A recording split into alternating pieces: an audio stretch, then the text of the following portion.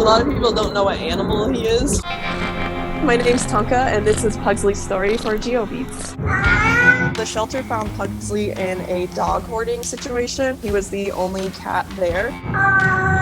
He was covered in scars and had a ton of infections at the time. They think he's about 4 years old. I'm a cat photographer, and I do a lot of work with shelters. I look for cats who have been there for a long time or cats that don't really have great pictures of them. In his description, it said he's never going to photograph well, and they're struggling to photograph him for his profile.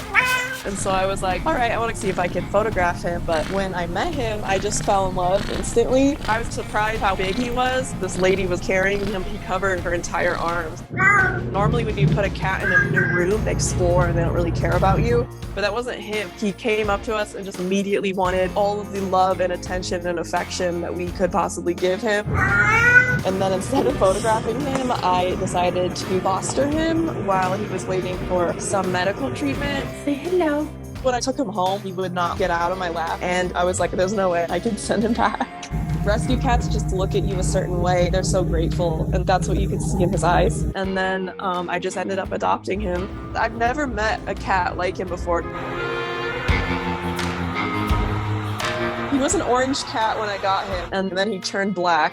He loves people. When we're on walks, he will rub up against people, and they're like, oh, what is rubbing? When I take him to stores, he'll get in other people's carts. I'm like, if you take me home. He's so sweet. He's just 20 pounds of sweetness. I think because he lived with dogs, he's more dog than cat. Actually, I have to put signs on my door because if somebody comes in, he'll run straight out to go see them. you're not happy with your diet?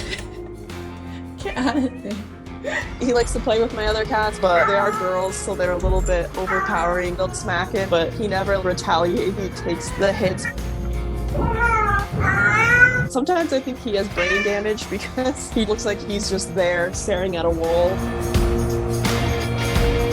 I come from a family that hated cats, believed in all the stereotypes of cats, and then when I met my first cat, I was like, wow, all these stereotypes are not true about cats. They are really great companions. Since then, I started rescuing chronically ill cats.